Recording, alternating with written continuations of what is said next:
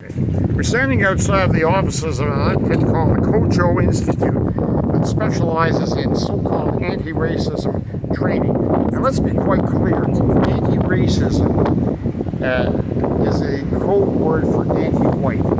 Almost all people have a negative opinion of their next-door neighbors, and that might be called racism. Racism is a pretty loosey-goosey term. For instance, the Japanese have a low opinion of the Koreans, the Koreans have a low opinion of the Japanese. In Africa, in Rwanda, the Tutsis and the Hutus had all bad opinions of each other, and in 1994, the Hutus massacred about 1 million of the Tutsis. When I was in South Africa, I was told the various tribes there have to be kept separate as mine workers because they'll massacre each other. So anti-racism is really only directed at whites. Anti-racism is a code word for anti-white. Well, this institute here puts on seminars to harangue white people and say they're racist and they're terrible people. And why we're here today is to demand justice for a man named here called Richard Millstone, a substitute school principal, and he, along with other principals and board officials, were involved in a seminar provided by these people.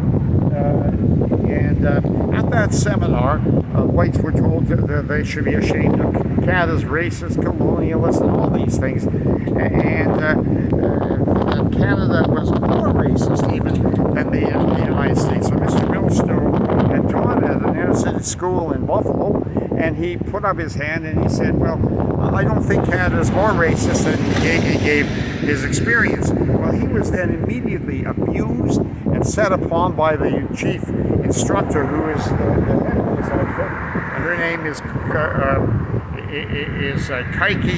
KOJO Thompson. And she called him all sorts of names. He was called a white supremacist. He was accused of having white privilege, and he was told that whites must accept everything black people say. Well, that's not the world of education. He was treated so badly, and yet none of his fellow principals or other board officials came to his defense. He was very upset. A couple of days later, there was a follow-up seminar. He was again singled out in front of all as an example of white privilege and white supremacy. His reputation in these liberal circles was absolutely demolished. He was, I think, an old-fashioned liberal. He had formed an organization against discrimination at one point, but he believed in merit. And of course, the anti-racists don't. They believe in special privilege for themselves. When nobody supported him, and when he got back to the board, they did not give him any more contracts as a substitute principal. He fell into a depression. He had to take time off work. He actually got compensation for emotional trauma from the Workmen's Compensation Board, and he subsequently retired. He was a person who had lost everything. He had seen himself as a liberal who was against discrimination, and here he was denounced by these people as a white supremacist, which I guess in their lingo is about one of the worst things that can be said of a person. What happened to him reminded me of what the Mao's crazy Red Guards did during the Cultural Revolution. These young people would go out and they would denounce longtime party officials as capitalist roaders or counter-revolutionaries and so on, and they would put them on what they called mass struggle sessions, where they would be up in front of a crowd, they would be wearing a placard with their alleged crimes and a dunce cap, and they might be beaten and slapped around, and people would denounce them, waving their little red books, saying that this man was a long-time CIA agent or capitalist roader. And these people had been loyal to Mao for decades, and their world came apart. Many of them died of heart attacks or strokes, or committed suicide. This is unfortunately what happened to Richard Bilstow. Although he had launched a lawsuit against the Toronto District School Board, he committed suicide about a month ago. His death is on these people. I was an educator for 4 decades. Since the 70s, we would not be allowed to single out a student in class, to humiliate them and to treat them this way. And rightly so. What was done to him was atrocious. He is a victim of anti-racism, and anti-racism, we've got to understand, is anti-white. And I'd like to say, in the words of little Greta Thunberg, how dare you? How dare these people call us racists? I'll tell you why. Or white supremacists. That matter was settled when they came to this country. I don't know much about this this KOJO Thompson, whether she herself is an immigrant or a child of immigrants. But let me say this: they chose Canada. Now, would they knowingly and willingly choose a racist, colonialist, white supremacist country? Well, if they did, they're some kind of dumb, aren't they?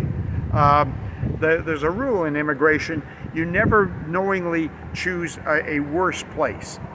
Yeah, immigration is entirely selfish. People want more for themselves, and the fact is, the world is beating down our doors to try to get into Canada by hook or by crook. Why?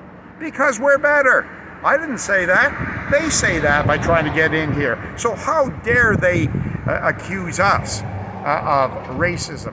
Why would they want to come to our racist, white supremacist country? We are among the most tolerant countries in the world. What we're saying is the Minister of Education, Lecce, has said there was going to be an inquiry into what happened to Richard Bilstow. We want to go a bit further. There should be a police inquiry. What was done to him may well constitute a form of manslaughter, of criminal negligence causing death. Now, I'm not a lawyer, but I think there's at least circumstantial evidence that the way he was treated may well have been a crime. I want the police to investigate that. We're going to be asking them to do that. And a shame on all these big institutions that hire these people to spread their hate against white people. Anti-racism is a code word for anti-white, and there have been some big corporations and bodies that have hired these anti-racist hucksters. The CBC apparently, the RCMP, the OPP, the TD Bank, and I'm told Loblaws. And these people are betraying their workers and subjecting them to this hate. And these people are haters. Thank you. And thank you all for coming out and standing for a poor man who was destroyed. Well said.